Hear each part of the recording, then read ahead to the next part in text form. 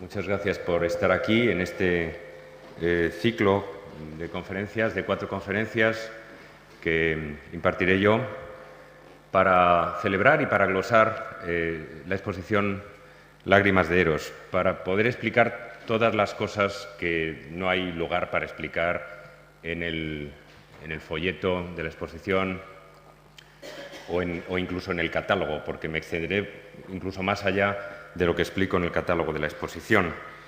Me he concentrado en 4 momentos de la exposición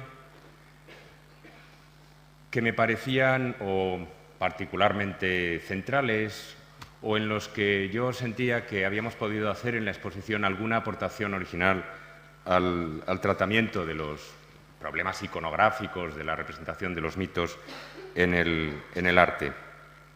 Entonces, las 4 conferencias, como saben perfectamente, serán esta de hoy estará dedicada a Eva y la serpiente, que es la segunda sala de la exposición. La próxima conferencia se titula Encadenados y está relacionada con las salas de San Sebastián y Andrómeda, también en esta primera parte de la exposición en el museo. La tercera conferencia estará dedicada al motivo del beso, que es el tema de la última sala de la exposición aquí en el museo. Y finalmente la cuarta y última conferencia, que se titula El sueño eterno, será un poco una síntesis de problemas y de motivos abordados en la segunda parte de la exposición en la Sala de las Alhajas de Caja Madrid. Fundamentalmente ahí abordaremos ya la cuestión de la identidad, de la fusión entre Eros y Tánatos, entre la pulsión sexual y el instinto de muerte. Bueno, quiero agradecer a Laura Andrada, que es la coordinadora, ha sido la coordinadora de la exposición, el haber puesto en pie este ciclo en colaboración con Alicia Barrigüete, y a todo el equipo técnico del museo también por su ayuda.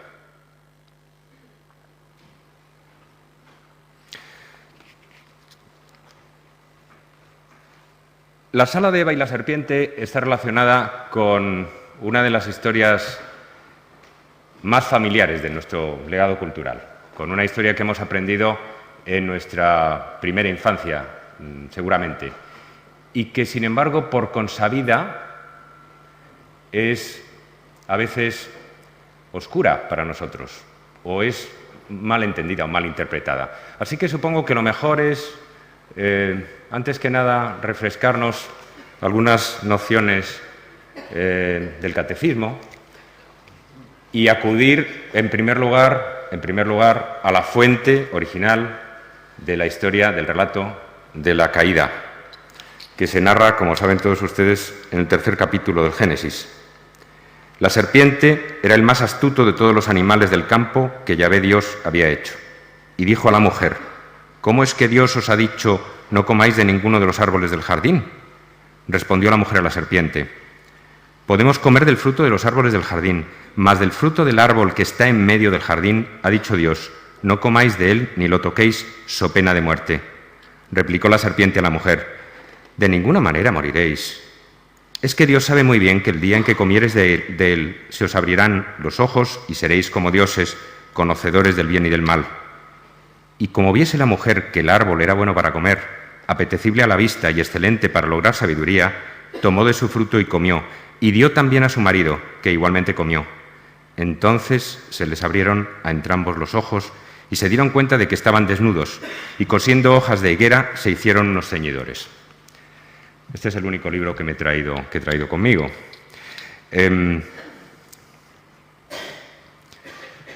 Supongo que lo natural sería que cualquiera de ustedes me preguntara ahora: ¿y qué tiene todo esto que ver con el erotismo? Porque, salvo la mención a la desnudez y a la vergüenza por encontrarse desnudos, que nace en Adán y Eva inmediatamente después de comer del árbol de la ciencia, no hay ninguna otra referencia a Eros, a la pulsión sexual, en la historia tal como está contada en el Génesis. El pecado original que comete la primera pareja humana no es, desde luego, un pecado de lujuria. Es un pecado, es un acto de desobediencia que puede responder al orgullo rebelde o que puede relacionarse quizá con la concupiscencia oculorum, con lo que llamaba San Agustín concupiscencia oculorum, es decir, con la curiosidad malsana, con el deseo de saber más de lo que uno debe saber. Pero el pecado original no es la lujuria. ¿Cómo hemos llegado hasta aquí? ¿Cómo es posible que tantas imágenes y tantas historias, a veces cómicas, a veces ligeras, sobre los personajes de la caída, hayan terminado significando para nosotros algo asociado a la lujuria? ¿Cómo es posible que el fruto del árbol de la ciencia, que apócrifamente, tradicionalmente ha terminado identificándose con una manzana, aunque no haya ninguna identificación con la manzana en el texto original, y la serpiente y Eva, y el diálogo entre la serpiente y Eva, y entre Eva y Adán, todo esto haya terminado identificándose con la tentación sexual, con la incitación al eros? Eso es lo que voy a tratar de explicarles, este proceso por el cual la tentación y la caída, el relato de la tentación y la caída, terminaron convirtiéndose en una historia de prohibición y transgresión central en nuestra consideración de eros. Entonces, aunque nadie me haya preguntado en las últimas semanas por qué Eva y la caída jugaban un papel tan importante en esta exposición, pues creo que será necesario decir algo para explicarlo. La representación de la caída en el arte cristiano se cristaliza en los primerísimos momentos del desarrollo del cristianismo. Esta es una de las primeras representaciones que he encontrado. Es un mural de la catacumba de los santos Pietro y Marcellino, una catacumba romana del siglo III, y en ella aparece ya el esquema básico, elemental, que todos conocemos y que ha persistido durante 2000 años. Adán a un lado, casi siempre a la izquierda, Eva a la derecha y en medio el árbol de la ciencia y la serpiente enroscada en torno a él. En la imagen en realidad hay dos árboles, porque el Génesis habla de dos árboles, naturalmente, del árbol de la ciencia, el bien y el mal, y del árbol de la vida. Y lo que dice Dios para justificar, lo que dice Dios Yahvé para justificar la expulsión de Adán y Eva del Edén, inmediatamente después de que han comido del árbol de la ciencia, que es un pasaje verdaderamente estremecedor, que yo creo que la exégesis bíblica siempre trata de eludir o de soslayar. Lo que dice Dios es que, puesto que han comido el árbol de la ciencia, es de prever que si se les deja en el Edén, terminarán comiendo también del árbol de la vida y serán inmortales, y esto hay que evitarlo a toda costa. Así que se les expulsa para que no coman del árbol de la vida. Pero bueno, el esquema básico de la caída en torno al árbol de la ciencia está fijado ya en los primerísimos siglos del cristianismo, en el arte paleocristiano de las catacumbas. O, por ejemplo, en los sarcófagos de los siglos III, IV, como por ejemplo el sarcófago de Adelfia, el 340, aquí a la izquierda, o el famosísimo sarcófago de Junio Baso, de en torno al 359, que está en el Vaticano. Sustancialmente, este esquema original de la caída no es todavía la representación de una historia. Es simplemente un esquema visual maravillosamente estable para presentarnos a los personajes. Los artistas tendrán que arreglárselas para ir introduciendo indicios de lo que el relato del Génesis evoca, de lo que el relato del Génesis narra. Y lo harán fundamentalmente, siguiendo el relato del Génesis, mediante dos vías. Mediante la transmisión del fruto, que es un elemento que crea una cadena narrativa. La serpiente incita a Eva a comer. A veces la serpiente le entrega el fruto directamente a Eva, o a veces Eva lo toma del árbol directamente y Eva le pasa el fruto a Adán, le ofrece el fruto a Adán para que coma también. El otro mecanismo, el otro hilo conductor por el cual se va a desarrollar dentro de este esquema básico originario el contenido narrativo del relato del Génesis, en las artes visuales, será el diálogo, porque el capítulo 3 del Génesis comienza con una conversación entre la serpiente, de la que, por cierto, no se dice que sea el maligno. La identificación con el diablo con mayúsculas es una interpretación de los exégetas, ¿no? Con una conversación, digo, entre la serpiente y Eva. Y después se supone, está implícito, que Eva conversa con Adán. También los artistas se servirán de las conversaciones para sugerir cuál es el encadenamiento narrativo. Lo que, en todo caso, quiero poner ya de manifiesto a estas alturas, en el mismo principio de mi exposición, es que si el esquema básico de la caída, la representación de la caída en las artes plásticas, es un esquema rigurosa, rígidamente simétrico, el relato mismo es un relato asimétrico. Adán y Eva no desempeñan el mismo papel, ni presentan igual grado de culpabilidad, sino que a Eva, en el propio relato del Génesis, implícitamente, se le imputa la culpa principal en la introducción del pecado en la tierra. No es responsabilidad cristiana de los padres de la Iglesia, por ejemplo, el haber insistido en la culpabilidad de Eva, sino que los comentarios del Talmud, mucho antes, habían destacado que como Eva había actuado de mediadora entre la serpiente y Adán, como incluso en los comentarios en el Midrash del Talmud, en las tradiciones de glosa del Talmud, a veces se describen circunstancias tales como las de que Eva solicita insistentemente a Adán, Eva persigue a Adán, Eva chantajea a Adán, Eva acosa a Adán para conseguir que peque. Y en las explicaciones que siguen, en el propio capítulo 3 del Génesis, todo esto queda claro.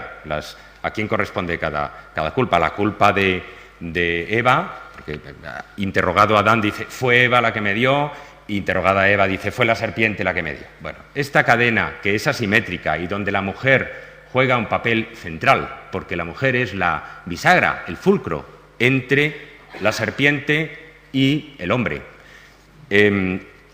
Esa asimetría irá aflorando, esa asimetría narrativa irá aflorando a lo largo de nuestra presentación, a lo largo de la historia de la representación de la caída en las artes visuales. Aquí, por ejemplo, ya en el mismo sarcófago de Adelfia hay una sugerencia narrativa asimétrica en ese sentido. Bueno, en los dos sarcófagos, en realidad, la serpiente mira hacia Eva, como si fuera a iniciar la conversación. Y en el de Adelfia, ella coge el fruto y Adán hace un gesto, que no se sabe bien si es de resistencia o un gesto de conversación. La simetría de la caída en la economía interpretativa del conjunto de la escritura está directamente relacionada con el otro extremo de la historia, con la redención, naturalmente. Encaja maravillosamente la simetría de la representación de Adán y Eva a los lados del árbol de la ciencia con esa representación también tradicional de la Virgen y San Juan al pie de la cruz.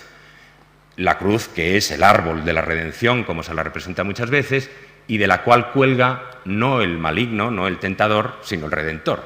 De manera que hay un perfecto acomodo, un perfecto encaje entre estos dos extremos, entre la caída y la redención, que visualmente los artistas tratan desde el primer momento de explicar, de exponer. Decía que los artistas irán introduciendo en el esquema original básico de la caída mecanismos, variaciones, para sugerir lo que el relato del Génesis explicaba.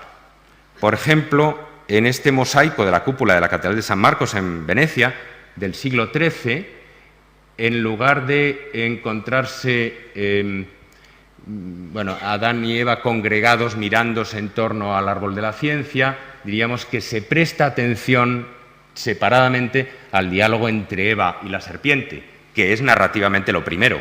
Si leemos la imagen de izquierda a derecha, lo primero que viene es el diálogo entre Eva y la serpiente y luego vendrá Adán.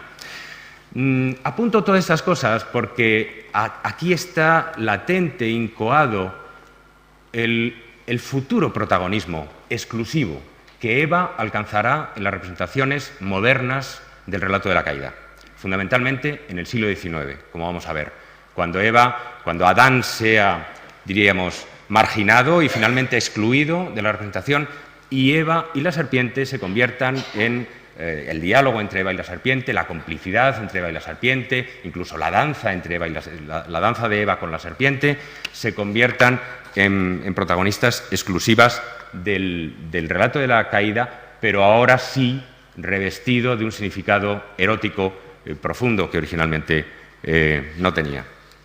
Vamos a ir repasando a uña de caballo, muy deprisa, algunas variantes de la representación de la caída. Por ejemplo, esta es una maravilloso relieve de la fachada de la Catedral de Orvieto, del escultor Lorenzo Maitani, de 1310-1316, donde ven cómo se ha introducido un dinamismo en la rigidez del esquema asimétrico. Hay un encuentro maravilloso, un contraposto, porque una de las figuras, la figura de Adán, está de espaldas y la otra de frente. Hay una movilidad, aunque se conserve básicamente la simetría original. En el Renacimiento el esquema fue retomado, se variaría naturalmente muy a menudo, pero fue retomado y quizá quien mejor encarna la representación canónica de la caída en el Renacimiento, fundamentalmente en el norte de Europa, pero tuvo una influencia por toda Europa, incluida Italia, es la representación del grabado de Durero de 1504. La otra imagen es una variante del propio Durero, de su pequeña Pasión, algo posterior, de 1510-1511. Es un grabado en madera donde ven que se ha introducido esta novedad de subrayar la unidad, el abrazo de la primera pareja, de Adán y Eva. Se ha introducido una simetría y se ha introducido también tanto el gesto de ella de tomar el fruto que le ofrece la serpiente, como de nuevo el gesto de duda, de vacilación o incluso de resistencia de Adán. Hay, diríamos, dos conversaciones entrelazadas en marcha, la de Eva y la serpiente y la de Eva con Adán en ese esquema. Pero el esquema canónico, que influiría decisivamente en varias generaciones de artistas, sería el de este gran grabado de Durero. Nuestro Gossaert, la pintura del museo, que está en las salas de la exposición, es 4 o 5 años posterior al grabado de Durero, y es estrictamente una traslación pictórica del grabado, como ven, ¿no? Hay algunas variantes.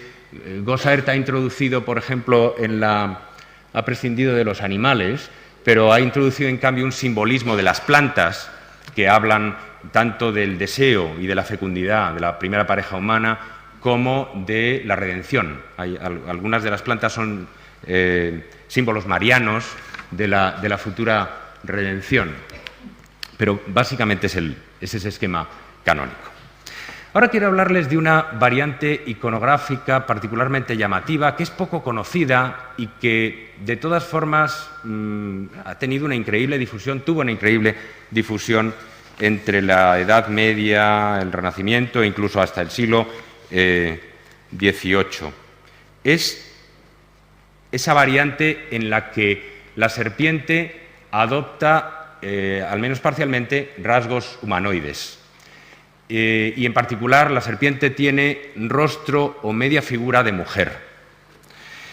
Se ha discutido mucho sobre el origen de esta variante iconográfica, pero el texto más antiguo que he podido encontrar es un texto de un exégeta bíblico del siglo XII, Petrus Comestor, que en su comentario del Génesis sostiene que para tentar a la primera pareja humana, Lucifer eligió, y cito textualmente, cierta especie de serpiente dotada de un rostro virginal, o sea, de un rostro de doncella, porque lo semejante aplaude a lo semejante. O sea, que para entenderse mejor con Eva, la serpiente habría adoptado figura al menos mitad humana. Se ha discutido también si esta criatura híbrida, este maligno que tiene medio cuerpo de mujer o cabeza de mujer al menos y medio cuerpo de serpiente, podía estar relacionada con criaturas mitológicas de la antigüedad, ¿no? Con las lamias, con las sirenas y con otras criaturas de este porte, pero no hay nada definitivamente claro sobre ello. Lo que es evidente es que a partir del siglo XIII, en los manuscritos iluminados y después en la pintura, aparece con muchísima más frecuencia de la que hoy podríamos recordar o imaginar esta variante. Lo tenemos en una Biblia parisiense, en el medallón de arriba, ¿no? En torno a 1235-1245, o en un salterio del siglo XIII, 1270-1280, de la Universidad de Cambridge, que es particularmente gracioso y divertido porque la serpiente no solo tiene rostro virginal, sino que además lleva un tocado de señora del siglo XIII, ¿no? O aparece, por ejemplo, más exquisitamente representado en libros de horas del siglo XVI. Estos son 2 libros de horas de la Bodleian Library, ¿no? Con un desarrollo, bueno, y con subvariantes dentro de esta variación. Por ejemplo, la serpiente de la derecha es una criatura que no solo tiene cabeza o busto humano, sino que es alada, ¿no? Que es una variante que vamos a ver recurrir incluso hasta la obra de Gauguin al final del siglo XIX. En la pintura, la variante de la serpiente con cabeza humana y particularmente femenina fue muy frecuentada en el Renacimiento. De nuevo, más de lo que en primer lugar uno se imagina o recuerda. Por ejemplo, en la representación de Masolino, aquí está cortado, en esta imagen está cortada la parte de arriba, y en la parte de arriba se desprende del árbol el cuerpo sinuoso de la serpiente con esa cabeza femenina que pende como amenazadora sobre ellos. Es una pintura de Masolino de en torno a 1427 de la famosa capilla Brancacci de la iglesia del Carmine en Florencia. O, por ejemplo, en la misma generación, Jacopo de la Quercia, en torno a 1425-38, y Ghiberti, en las puertas del paraíso del Baptisterio San Giovanni de Florencia, por las mismas épocas, 1425-1452, de nuevo utilizan una serpiente con cabeza femenina que además se dirige evidentemente a Eva. Es decir, se pone el acento en Eva. Es decir, la cabeza femenina de la serpiente es un medio metafórico para introducir una riqueza narrativa que estaba en el texto del Génesis. Esta insinuación de que la culpa es de Eva y la culpa más aún está asociada casi intrínsecamente a la naturaleza femenina, lo cual es ir más allá que el Génesis, porque como se sabe, en el propio capítulo 3 del Génesis se dice también, se añade también, que Dios dice habrá enemistad entre el linaje de la mujer y la serpiente. O sea que, bueno, Yahvé arregla la culpabilidad de la serpiente, profetiza la redención de esa culpabilidad, anticipando, bueno, implícitamente la figura de María, ¿no? como redentora. Pero en estas se ha introducido esa riqueza narrativa, esa asimetría narrativa que el esquema original pues no recogía. En Hugo van der Kues hay una de las representaciones más curiosas, más fantasiosas, diríamos, de la figura del maligno, que es algo a medio camino entre un gran lagarto y, no sé, un mustélido o algo así, ¿no? Y además, Hugo van der Kues representa maravillosamente, ahora sí, la serie narrativa original del Génesis, porque en vez de colocar a Adán y Eva por igual, comparados a los lados del árbol de la ciencia, pues crea una cadena que habría que leer no de izquierda a derecha, sino de derecha a izquierda. Es decir, la serpiente que insinúa, o esta especie de dragón fabuloso, en el centro, Eva como fulcro, tomando con una mano el fruto y con la otra mano, en la otra mano tiene otro fruto, se supone que para ofrecérselo a Adán. Hay ese juego, por ella es como el eje de la balanza. Y Adán, en fin, con ese papel de participante no participante, ¿no? Con esa característica y responsabilidad masculina estoy pero no estoy, pero tomo parte en esto pero no tomo parte, esa actitud tan canónica. Incluso Rafael y Miguel Ángel, los grandes de los grandes del Renacimiento, porque esto podría sonar, esta variante, en fin, oscurantismo medieval, pero Rafael y Miguel Ángel representan a la serpiente con rostro o con busto femenino. La logia de Rafael, este fresco del Vaticano de Rafael de 1516-19, es más una gigantesca oruga que una serpiente, estrictamente. Mucho más interesante es la representación de la caída y la expulsión del Edén en la Sixtina, en los frescos de Miguel Ángel en la Sixtina, que fíjense lo que es la gran concepción de un artista trabajando sobre un esquema secular, pero sacándolo de quicio, modificándolo radicalmente.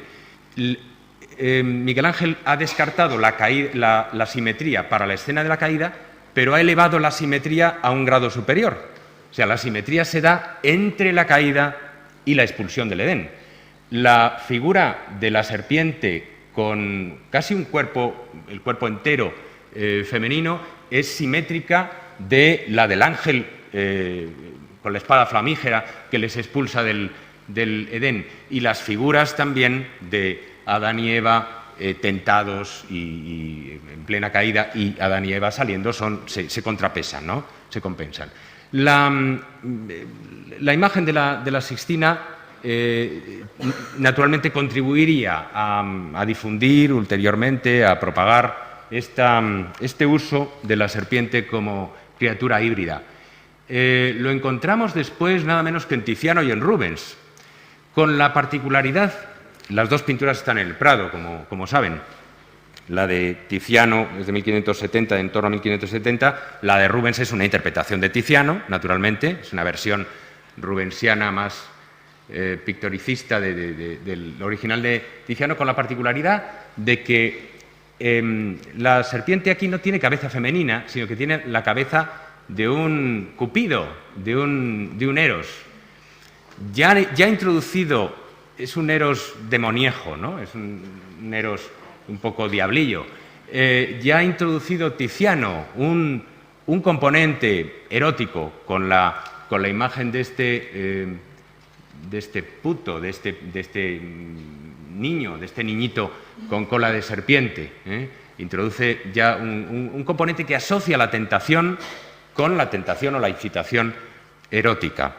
Por no hablar del gesto de resistencia de Adán, que es un gesto que toca el seno femenino, o sea que tiene una notable ambigüedad, una equivocidad, porque puede ser tanto un gesto de sorpresa, de resistencia, de repulsión de lo que se le ofrece, como un gesto de proximidad erótica a Eva. El cuadro que tenemos en la exposición de Giuseppe Cades, del final del siglo XVIII, es solamente, bueno, pues una manifestación epigonal, tardía, de esta tradición que hemos venido glosando, que hemos venido viendo, y que todavía dará alguna sorpresa. Por ejemplo, en Füssli, este artista precursor de los modernos, desde luego un artista clave para entender el romanticismo, que en sus imágenes inspiradas en Milton es una fuente literaria muy importante, será una fuente literaria muy importante en la reinterpretación de la Biblia por los románticos, por la generación romántica, introduce esta escena de Venus tentada, donde, bueno, por primera vez, esto es muy importante para nosotros, Eva aparece en un cuadro sola con la serpiente. No es ya solo que se ponga de relieve el diálogo de Eva y la serpiente en el contexto de la caída, sino que Eva aparece, Adán ha desaparecido de escena. Adán ha salido de escena, Eva aparece en el centro, la serpiente insinuándose alrededor, una serpiente gigantesca, y Eva es representada un poco con evocaciones, se suele decir, del tipo de la Venus púdica clásica, porque se tapa el sexo, pero también con evocaciones de la figura de Andrómeda encadenada a la roca. La otra pintura es una pintura como 70 años posterior, la de Füssli es de 1802, la otra es de los años 70, de Stanhope, un prerrafaelita británico que fue seguidor de Burne-Jones, no es muy conocido, y que a mí me interesa porque, igual que en Füssli, hay una insinuación por primera vez en esta variante iconográfica del carácter masculino de la serpiente. ¿Qué significa eso? Pues básicamente significa cargar, investir el diálogo entre Eva y la serpiente de un nuevo, significa una vuelta de tuerca en la adquisición de significado erótico por parte de la escena. La serpiente ya no es solo la encarnación del maligno, sino que implícitamente se relaciona con, se convierte en un emblema de un poder fálico, de un poder asociado a la masculinidad. Y a partir de aquí, como vamos a ver a lo largo del siglo XIX, crecientemente la serpiente manifestará, desplegará ese doble carácter como encarnación del mal o del pecado y, por otra parte, como símbolo fálico, como símbolo del poder fálico.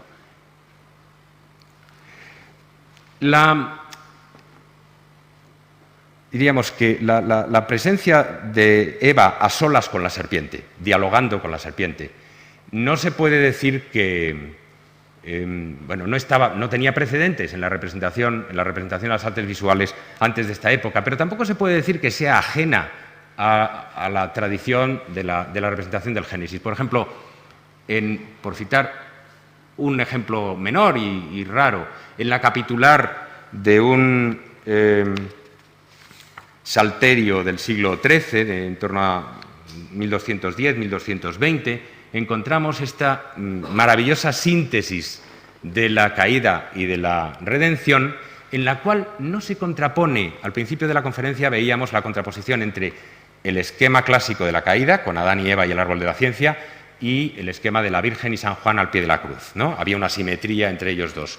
Pero aquí no se contraponen el conjunto de la caída y la crucifixión, sino el diálogo de Eva con la serpiente, primero a un lado, y la anunciación. Es decir, que el acento está desplazado aquí a la figura femenina como exclusiva protagonista.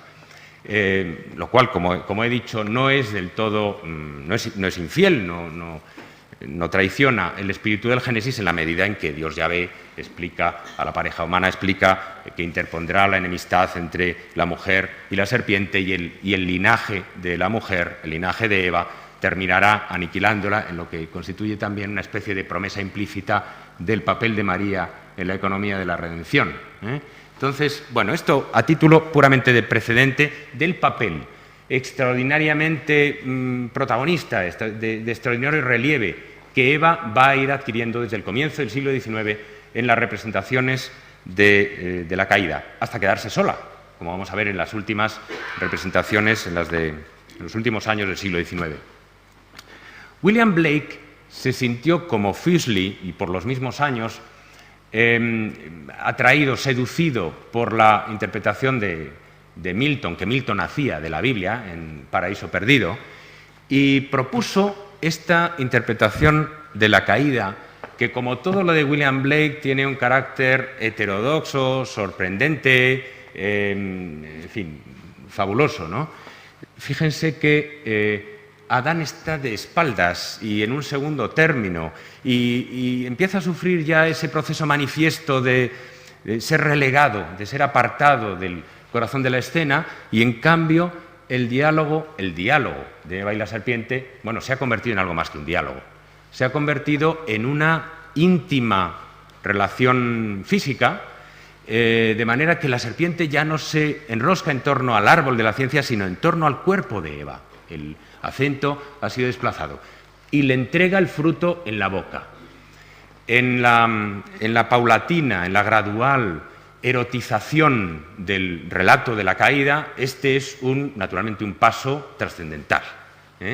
Está aquí implícito, está incoado todo lo que particularmente los simbolistas en las últimas décadas del siglo XIX serán capaces de extraer del relato de la caída, terminando por desnaturalizarlo completamente y terminando por crear otro mito distinto, que es el mito de la tentadora, de la mujer como gran tentadora, como seductora peligrosa, como femme fatale, íntimamente unida, físicamente unida a la serpiente, en esta especie de danza sinuosa en que la serpiente seduce a Eva y Eva seduce a la serpiente y que tiene naturalmente un poderoso subtexto sexual, un poderoso subtexto de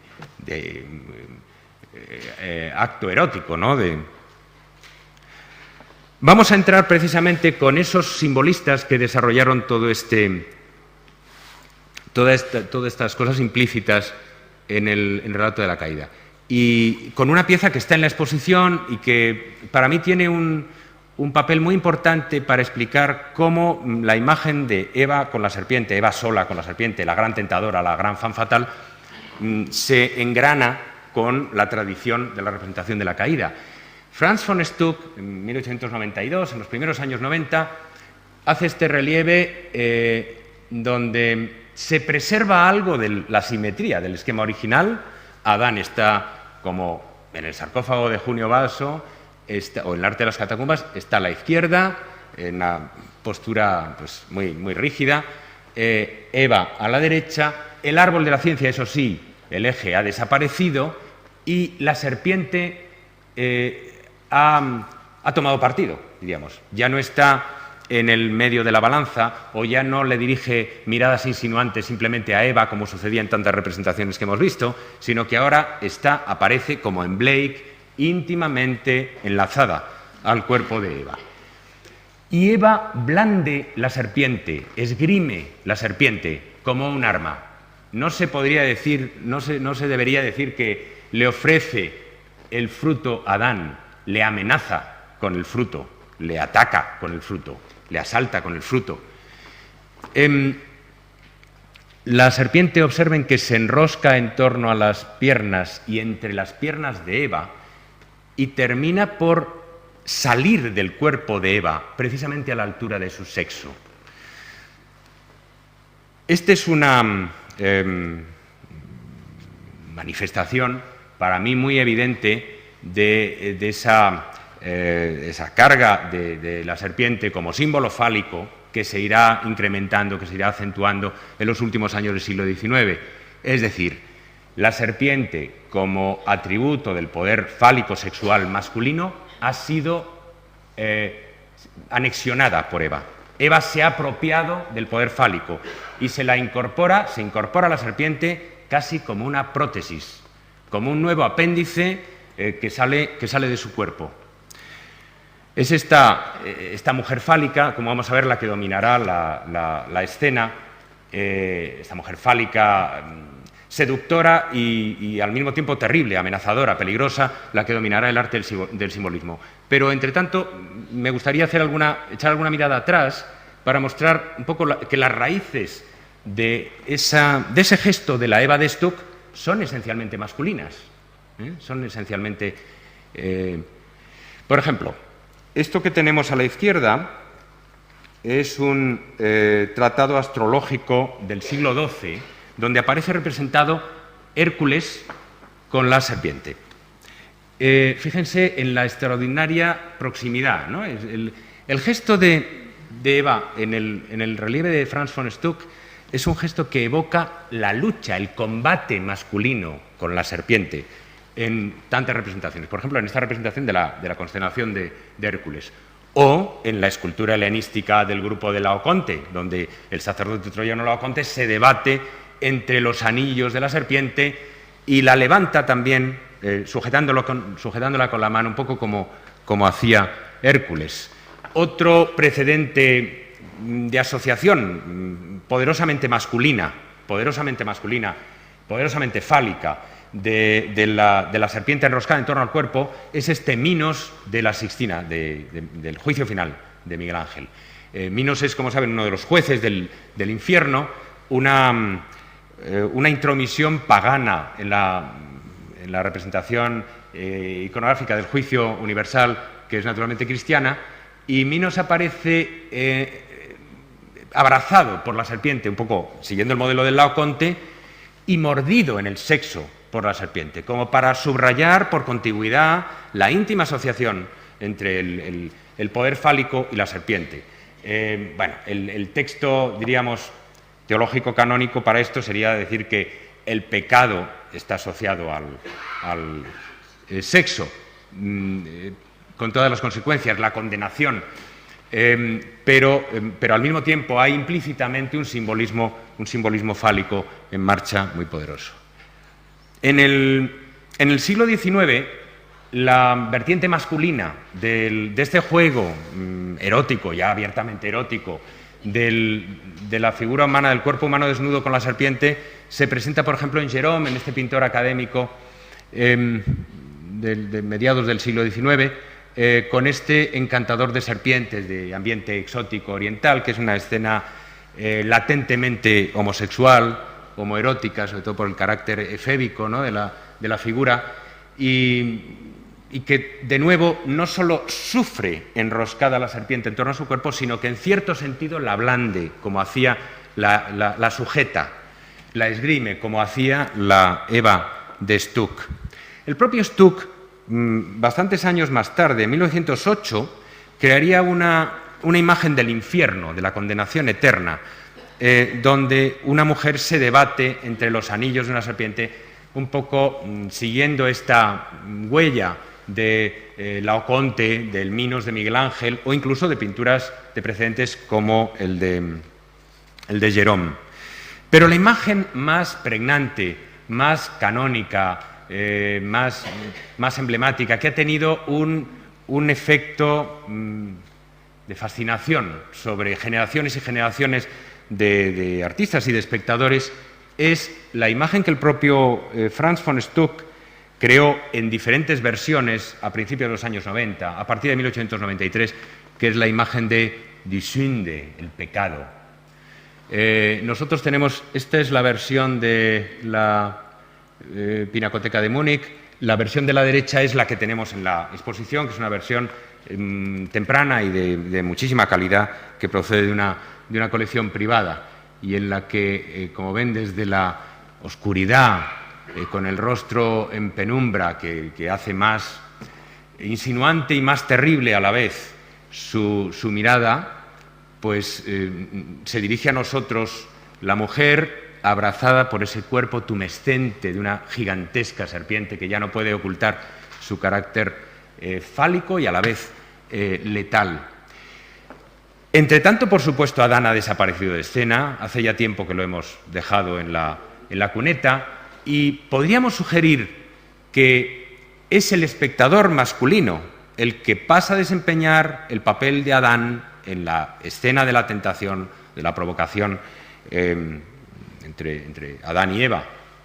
Es decir, es la mujer de Die Sünde de von Stuck, no tiene ya un fruto que ofrecer, ofrece su propio cuerpo como fruto y se lo ofrece no a una figura de Adán incluida en el cuadro, sino al espectador masculino. Es decir, el eje de la imagen ha cambiado. Antes las imágenes se presentaban, el diálogo en las imágenes de la caída se presentaba entre el lado izquierdo y el lado derecho. Ahora la acción transcurre entre la imagen y el espectador. La mujer, el pecado, está Eva metamorfoseada en un poderoso símbolo a la vez de Eros y Tánatos, del poder tanático de Eros, se dirige a nosotros. Hay precedentes inmediatos muy interesantes para ese paradigma que supo forjar Franz von Stuck.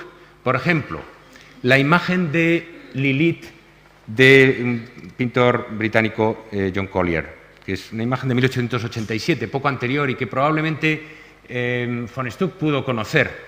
Lilith es, como saben, en la tradición apócrifa, la primera esposa de Adán, la esposa mala de Adán, de naturaleza ofidia, porque ella es probablemente, según las versiones, o es una serpiente o se transforma en una serpiente, posee la capacidad de transformarse en una serpiente, o es una serpiente que se ha transformado, que ha cobrado figura humana. Después de haber sido desplazada por Eva, y por despecho, por resentimiento, será Lilith, según la tradición apócrifa, la que trame la caída de la primera pareja. Será ella la que se presente o envíe a una serpiente vicaria suya para que induzca al pecado a la primera pareja humana. Y John Collier había representado así a Lilith con la serpiente enroscada amorosamente, jugando con ella en lo que es, pues, evidentemente un juego erótico de naturaleza muy explícita. La otra versión es más esotérica, más oscura y más mística. Pertenece a Odilon Redon. Como saben, este extraordinario artista, simbolista, es una litografía de 1890 y se llama Serpiente Halo.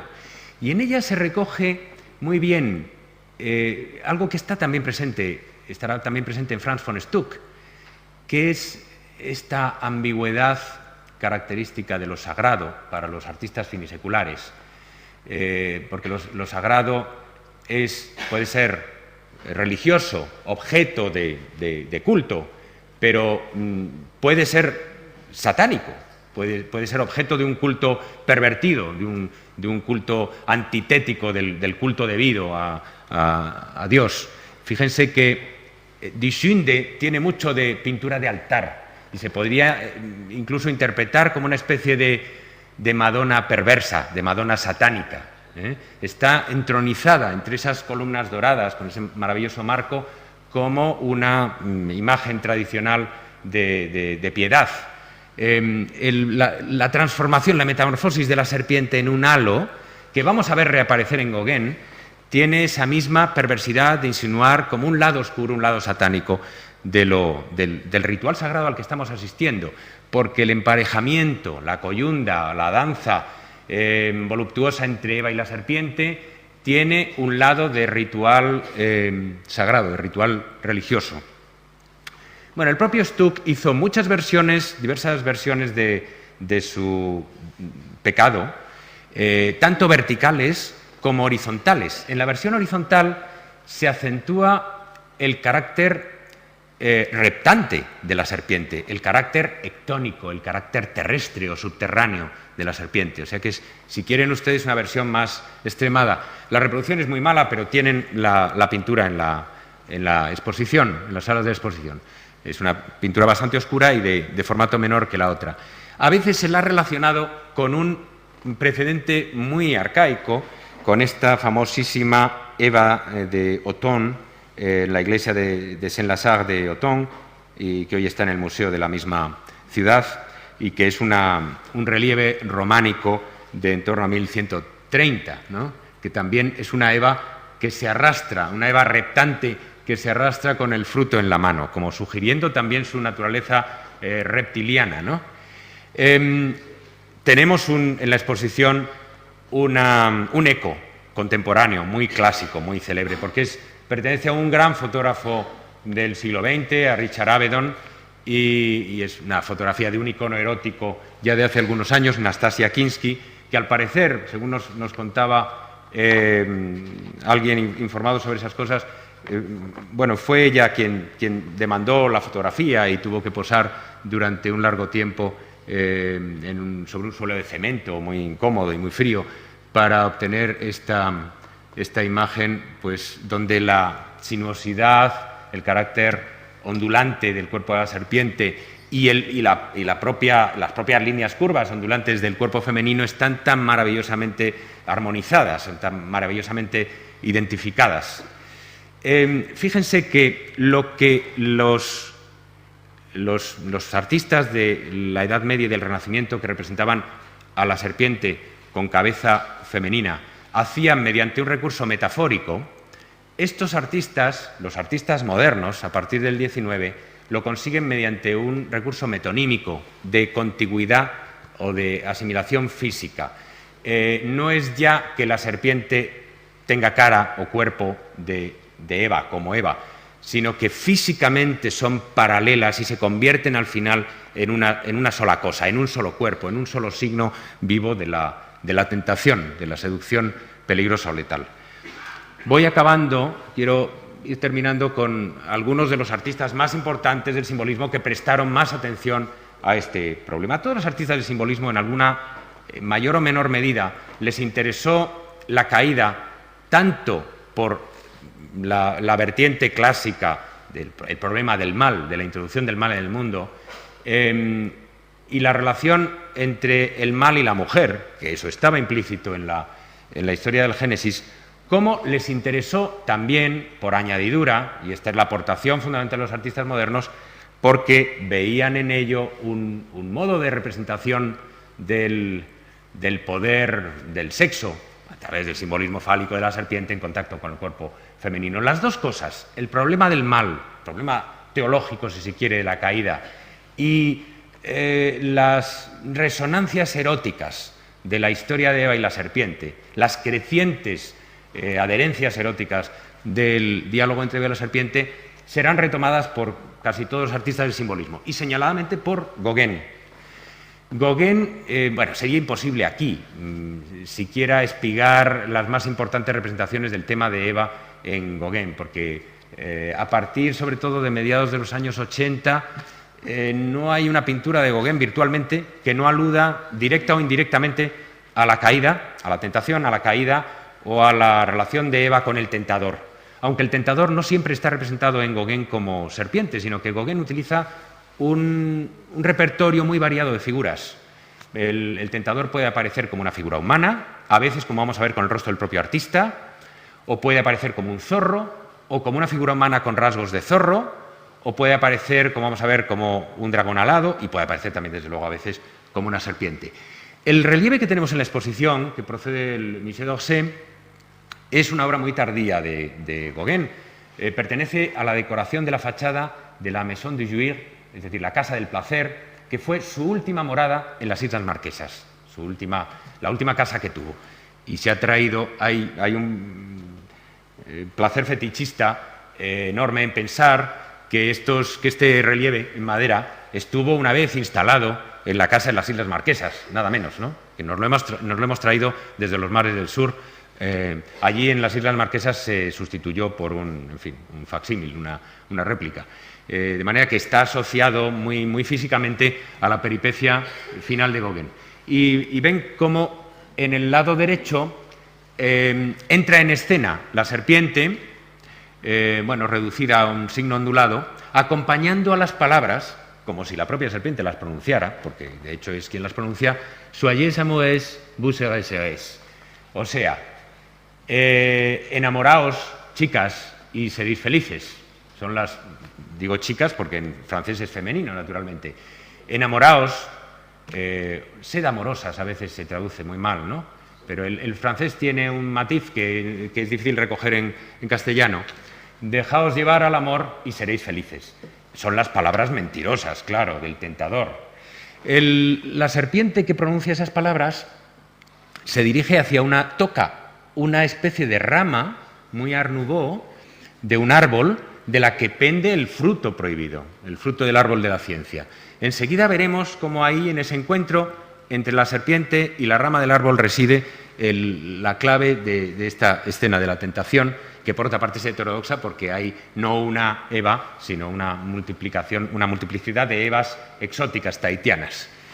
Bueno, Gauguin, en los últimos años, en los últimos momentos de su vida, en 1902, representó la imagen más próxima en su obra a la escena original de la caída, a la imagen, pues eso, del sarcófago de Junio Basso. Y es esta escena que es la única en la que aparecen los dos miembros de la primera pareja humana, Adán y Eva. Pero fíjense, casi hubiera sido mejor que no hubiera introducido a Adán, fíjense qué papel tan poco brillante hace Adán. Adán está como desplazado y como saliendo de escena, como si huyera literalmente de la escena. Y naturalmente en el medio del cuadro, la figura de Eva en una actitud tomada de los relieves del templo de Borobudur, en Java, es una figura naturalmente pues, con resonancias orientales, como le gustaba a Gauguin, y la serpiente arriba, una serpiente un poco ornamental, presidiendo la escena. Además de otros símbolos animales que también para Gauguin estaban cargados de contenido, y una especie de un ángel que asoma también arriba, ¿no?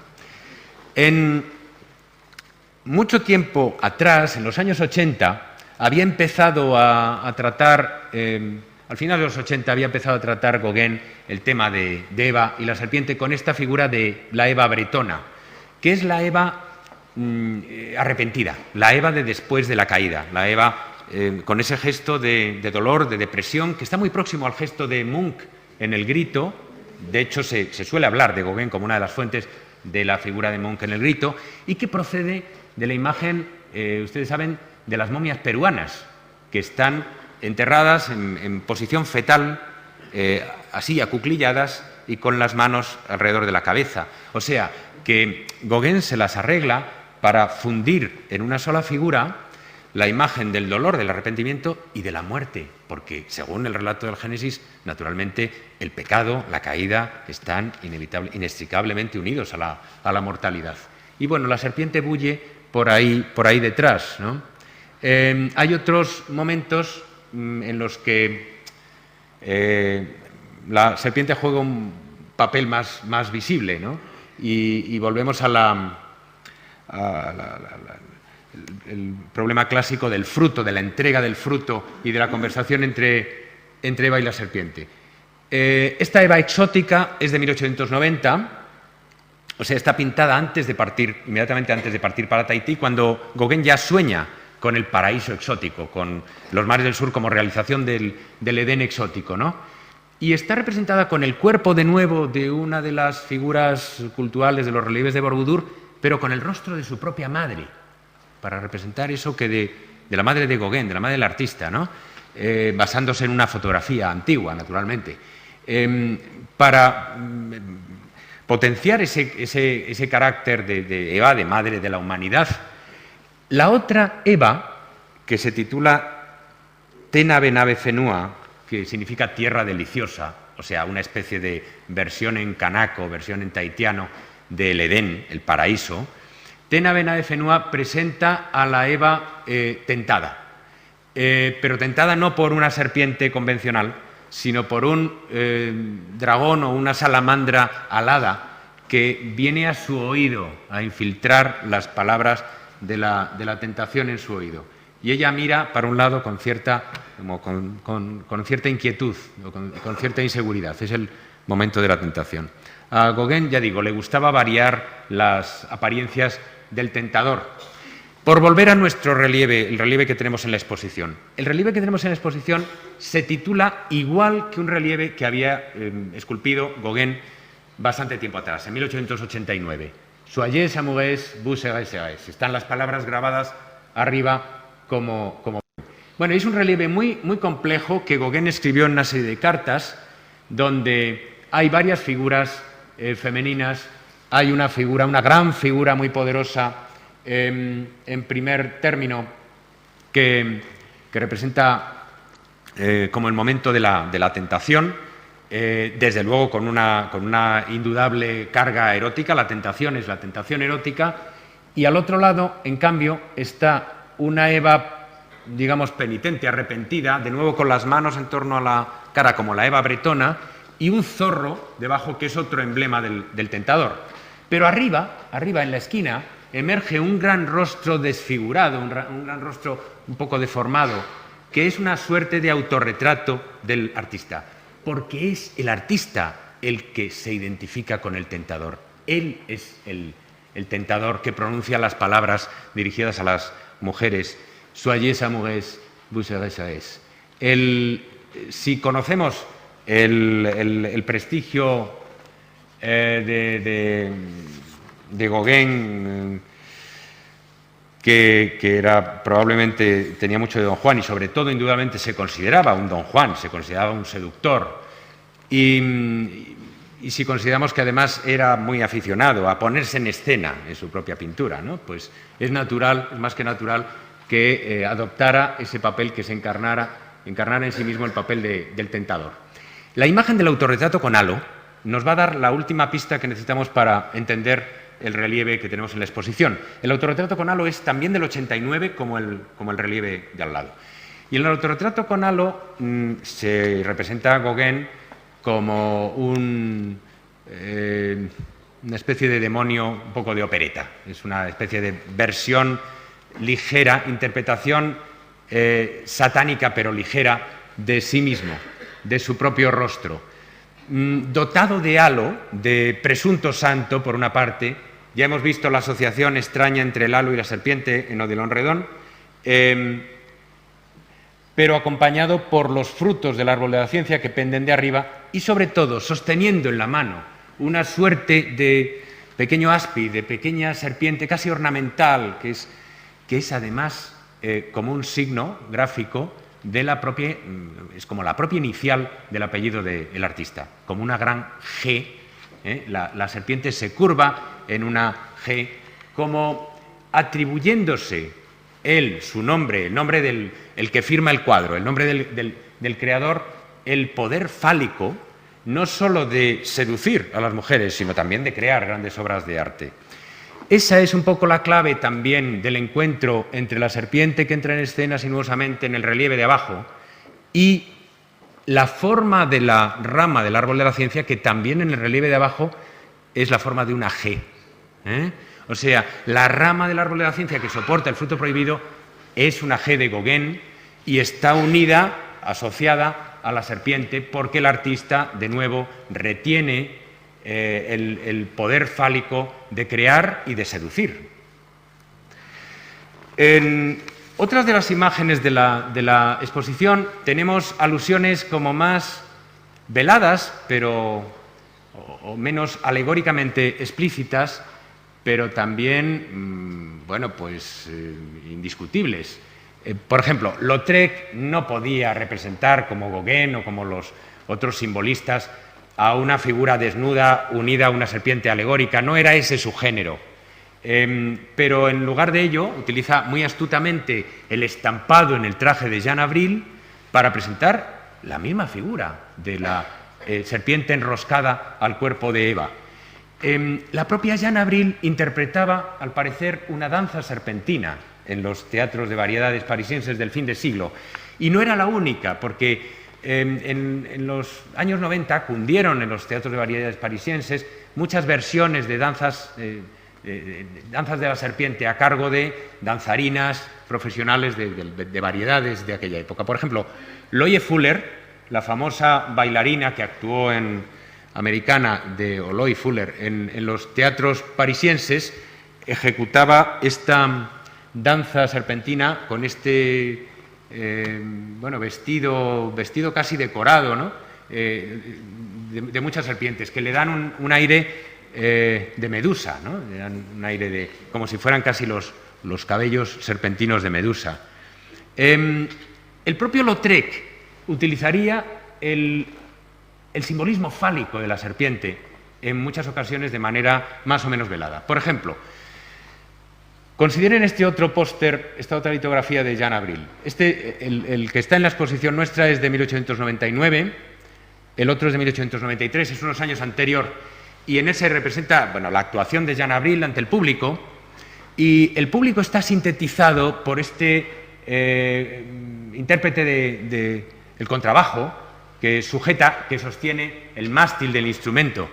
Pero el mástil es una especie de apéndice erecto con un ojo en el extremo, como si quisiera sintetizar en esa figura fálica y voyerística la excitación que el espectáculo de Jeanne Avril desencadena en los espectadores, y particularmente hay que suponer en los espectadores masculinos, ¿no? O sea que el mástil del contrabajo se transforma en una especie de serpiente erguida que se excita al contemplar a Jeanne Avril. El propio Rodin jugaría en los mismos años, con este, diríamos, dibujo sinuoso de la serpiente sobre el cuerpo femenino. Para Lautrec como para Rodin, en los años 90, un asunto que está implícito en esas representaciones de la serpiente es el asunto de la famosa histeria femenina, que estaba entonces extraordinariamente en boga gracias a los estudios de Charcot, del doctor Charcot, el maestro de Freud, en la Salpêtrière. Se consideraba que las mujeres, por la condición de su sexo, estaban expuestas a determinados padecimientos de somatización y que desencadenaban un gran teatro de gestos extremos, a veces hasta de convulsiones, y que esto estaba radicado en en el deseo sexual latente, oscuramente relacionado con el deseo sexual, ¿no? La propia Jeanne Avril, en las imágenes de Lautrec, tiene el aire como de una persona en pleno ataque convulsivo, ¿no? La serpiente asciende hacia su cabeza, ella levanta los brazos, el tocado se levanta, ese tocado rojo llameante con las plumas, y está como poseída por un temblor, por algo convulsivo. ¿Saben ustedes que Jeanne Avril había sido tratada de una enfermedad nerviosa, que era la corea, por el propio Charcot, y había pasado temporadas internada en la Salpêtrière, y los comentaristas que hablan de ella dicen, en la época, que ella había aprendido del gran teatro de las histéricas, de las grandes actitudes y de las convulsiones de las histéricas, había aprendido a simular algunas de las cosas que hacía sobre el escenario en los teatros parisienses. Lo que acecha detrás de esta histeria atribuida identificada con la mujer, y de la cual la serpiente se convierte también en un signo, es el menadismo. Las ménades antiguas estaban asociadas al poder de la serpiente. Saben que se contaba siempre que las ménades, seguidoras de Dionisos, llevaban bajo sus ropas serpientes para no ser violadas, por ejemplo, cuando dormían en medio del campo. Las serpientes las defendían. O sea que eran también las ménades, en este sentido, mujeres fálicas, armadas con este poderoso emblema para rechazar las influencias enemigas o malignas, como la propia Medusa, como la propia Gorgona con sus cabellos serpentinos. Aquí tenemos un relieve antiguo con una figura extática, danzante, que a mí me gustaría asimilar a la Jeanne Avril de Lautrec, que sujeta una serpiente en la mano. Y para terminar, nuestro último artista y la pieza, que yo estoy más orgulloso de haber conseguido para la exposición, es una pieza que generalmente no ha sido interpretada en relación ni con el tema de la caída, ni particularmente con el tema de Eva y la serpiente en su vertiente erótica desarrollada en el fin de siglo, y es la obra de Rousseau, La encantadora de serpientes, del Musée d'Orsay, que es una composición, una de las composiciones más ambiciosas y más logradas de este personaje raro, heterodoxo, que fue el aduanero Rousseau, celebrado por los pioneros de la vanguardia, pero nunca sabe uno si celebrado medio en broma, medio en serio, y que nunca viajó aparentemente al trópico, aunque parece ser que sí estuvo en México, pero nunca viajó a la selva tropical, pero se inspiraba en el Jardin des Plantes, en el Jardín Botánico de París, para representar estos jardines densísimos, intrigantes, misteriosos, ¿no? Rousseau representó en una ocasión una Eva tentada por la serpiente, que no es muy conocida. Tratamos de tenerla en la exposición, sin éxito. Viene de un museo alemán y debido a su condición no pudo venir, y que no es un gran cuadro, no es un cuadro comparable a la Charmeuse de Serpent, la encantadora de serpientes, pero nos pone sobre la pista de la raíz de la encantadora de serpientes, que procede, sin lugar a duda, de la metamorfosis de una Eva. Metamorfosis pasada, mediada por Gauguin, naturalmente. Es una Eva exótica, es una Eva negra, es una Eva exótica como las que Gauguin había representado en años precedentes. La pintura esta es de 1907, hacía 4 años que había muerto Gauguin, y el propio Rousseau admiraba a Gauguin. Entonces, está acompañada por la típica boa en el sentido literal y boa en el sentido figurado, la serpiente como parte del atuendo femenino, que lleva al cuello, pero lo más importante no es eso, sino que por el poder de su flauta, en este misteriosísimo Edén, ella desencadena todo un mar de serpientes. Empiezan a aparecer una gran serpiente que se descuelga del árbol, nos evoca inmediatamente la serpiente de la caída, la tentadora que le va a hablar al oído a Eva, pero del suelo también se levantan otras serpientes. Y entonces Rousseau, recogiendo la larguísima historia del desarrollo del tema de la caída, cargándolo eróticamente como lo han hecho sus predecesores del siglo XIX, como han ido cargando toda la escena del relato del Génesis con cada vez más resonancias eróticas, lo convierte en algo que ya no es simplemente la escena de la caída o la escena de la mujer tentadora. Eva está asimilada aquí, a la Eva exótica, a Orfeo. Orfeo, que era capaz de convocar a toda la naturaleza y de domesticar a toda la naturaleza a los sonidos de su música. Y esta Eva, más que simplemente una protagonista de una escena de la caída, es una figura demiúrgica, una figura protagonista de una cosmogonía, una figura que crea o recrea de nuevo toda la naturaleza, transformándola a los sones de su música mágica y misteriosa. Muchas gracias.